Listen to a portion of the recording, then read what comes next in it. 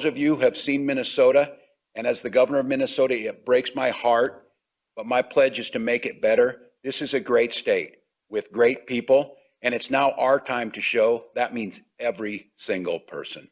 With that, I'd like to turn it over to my friend and someone we look to lead on these issues, someone who's been there every step of the way. And their Chauvin trial, we want to head to the nation's capital where Vice President Kamala Harris will address the verdict. I want to thank the jury for their service.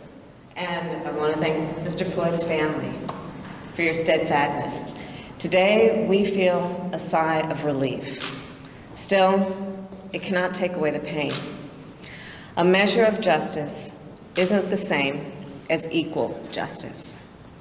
This verdict brings us a step closer, and the fact is, we still have work to do. We still must reform the system. Last summer, together with Senator Cory Booker and Representative Karen Bass, I introduced the George Floyd Justice and Policing Act. This bill would hold law enforcement accountable and help build trust between law enforcement and our communities. This bill is part of George Floyd's legacy. The President and I will continue to urge the Senate to pass this legislation, not as a panacea for every problem, but as a start. This work is long overdue. America has a long history of systemic racism. Black Americans, and Black men in particular, have been treated throughout the course of our history as less than human. Black men are fathers and brothers and sons and uncles and grandfathers and friends and neighbors. Their lives must be valued in our education system, in our healthcare system, in our housing system, in our economic system, in our criminal justice system, in our nation. Full stop. Because of smartphones, so many Americans have now seen the racial injustice that Black Americans have known for generations. The racial injustice that we have fought for generations, that my parents protested in the 1960s, that millions of us, Americans of every race, protested last summer. Here's the truth about racial injustice.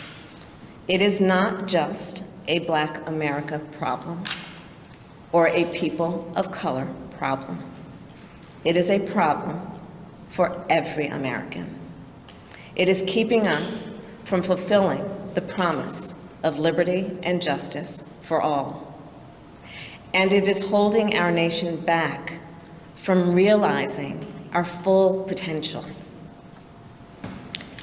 We are all a part of George Floyd's legacy, and our job now is to honor it and to honor him. Thank you. And now it is my great honor to introduce the President of the United States, Joe Biden.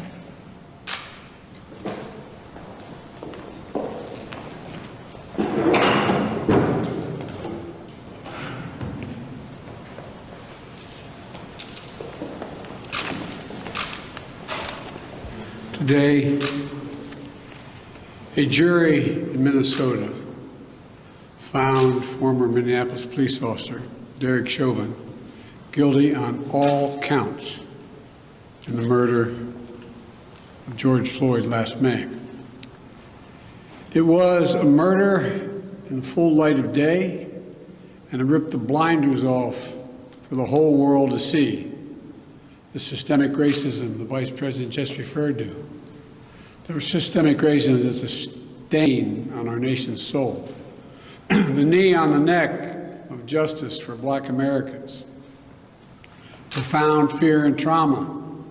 The pain, the exhaustion that Black and brown Americans experience every single day.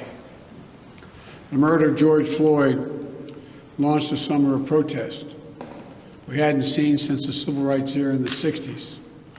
Protests that unified people of every race and generation in peace and with purpose, to say enough, enough, enough of this senseless killings. Today's verdict is a step forward. I just spoke with the governor of Minnesota, who thanked me for the close work with his team. And I also spoke with George Floyd's family again. A remarkable family of extraordinary courage. Nothing can ever bring their brother, their father back. But this can be a giant step forward in the march toward justice in America. Let's also be clear that such a verdict is also much too rare.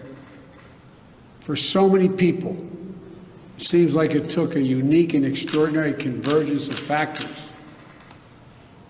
A brave young woman with a smartphone camera, a crowd that was traumatized witnesses, a murder that lasts almost 10 minutes in broad daylight for ultimately the whole world to see. Officers standing up and testifying against a fellow officer instead of just closing ranks, which should be commended. A jury who heard the evidence, carried out their civic duty in the midst of an extraordinary moment, under extraordinary pressure. For so many, it feels like it took all of that for the judicial system to deliver a just basic accountability. We saw how traumatic and exhausting just watching the trial was for so many people. Think about it, those of you who are listening. Think about how traumatic it was for you. You weren't there. You didn't know any of the people. But it was difficult, especially for the witnesses who had to relive that day. It's a trauma. On top of the fear so many people of color live with every day when they go to sleep at night and pray for the safety of themselves and their loved ones. Again, as we saw in this trial from the fellow police officers who testified, most men and women who wear the badge serve their communities honorably. But those few who fail to meet that standard must be held accountable, and they were today. One was. No one should be above the law. And today's verdict sends that message. But it's not enough. We can't stop here. In order to deliver real change and reform, we can and we must do more to reduce the likelihood that tragedies like this will ever happen and occur again. To ensure that black and brown people, or anyone, so they don't fear the interactions with law enforcement, that they don't have to wake up knowing that they can lose their very life in the course of just living their life. They don't have to worry about whether their sons or daughters will come home after a grocery store run, or just walking down the street, or driving their car, or playing in the park, or just sleeping at home. And this takes acknowledging and confronting head-on systemic racism and the racial disparities that exist in policing and in our criminal justice system more broadly. You know, state and local government and law enforcement needs to step up, but so does the federal government. That's why I've appointed the leadership of the Justice Department that I have, that is fully committed to restoring trust between law enforcement and the community they are sworn to serve and protect. I have complete confidence in the Attorney General, General Garland's leadership and commitment. I've also nominated two key Justice Department nominees, Vanita Gupta and Kristen Clark, who are eminently qualified, highly respected lawyers who have spent their entire careers fighting to advance racial equity and justice. Vanita and Kristen have the experience and the skill necessary to advance our administration's priorities to root out unconstitutional policing and reform our criminal justice system, and they deserve to be confirmed. We also need Congress to act George Floyd was murdered almost a year ago.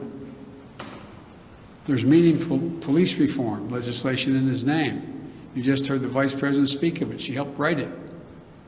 Legislation to tackle systemic misconduct in police departments, to restore trust between law enforcement and the people they're entrusted to serve and protect. But it shouldn't take a whole year to get this done. In my conversations with the Floyd family, I spoke with them again today, I assured them we're going to continue to fight for the passage of the George Floyd Justice and Policing Act so I can sign it into law as quickly as possible. There's more to do. Finally, it's the work we do every day to change hearts and minds as well as laws and policies. That's the work we have to do. Only then will full justice and full equality be delivered to all Americans. And that's what I just discussed with the Floyd family.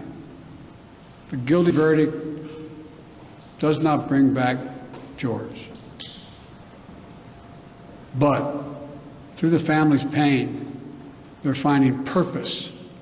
So George's legacy will not be just about his death, but about what we must do in his memory. I also spoke to Gianna, George's young daughter, again. When I met her last year, I've said this before, at George's funeral, I told her how brave I thought she was. And I sort of knelt down to hold her hand. I said, Daddy's looking down on you, he's so proud. She said to me then, I'll never forget it, Daddy changed the world. And I told her this afternoon, Daddy did change the world. Let that be his legacy. A legacy of peace, not violence, of justice. Peaceful expression of that legacy are inevitable and appropriate, but violent protest is not. And there are those who will seek to exploit the raw emotions of the moment, agitators and extremists who have no interest in social justice, who seek to carry out violence, destroy property, fan the flames of hate and division, who do everything in their power to stop this country's march toward racial justice. We can't let them succeed. This is a time for this country to come together, to unite as Americans. There can never be any safe harbor for hate in America. I've said it many times. The battle for soul of this nation has been a constant push and pull for more than 240 years. A tug of war between the American ideal that we're all created equal and the harsh reality that racism has long torn us apart. At our best, the American ideal wins out. So we can't leave this moment or look away thinking our work is done. We have to look at it, we have to look as we did for those 9 minutes and 29 seconds. We have to listen. I can't breathe. I can't breathe. Those are George Floyd's last words. We can't let those words die with him. We have to keep hearing those words. We must not turn away. We can't turn away. We have a chance to begin to change the trajectory in this country. It's my hope and prayer that we live up to the legacy. May God bless you, and may God bless George Floyd and his family. Thank you for taking the time to be here. This can be a moment of significant change. Thank you. President Biden and Vice President Kamala Harris weighing in on the verdict in the Derek Chauvin trial. The former Minneapolis police officer found guilty this afternoon on all counts. President Biden saying tonight that this is a giant step forward.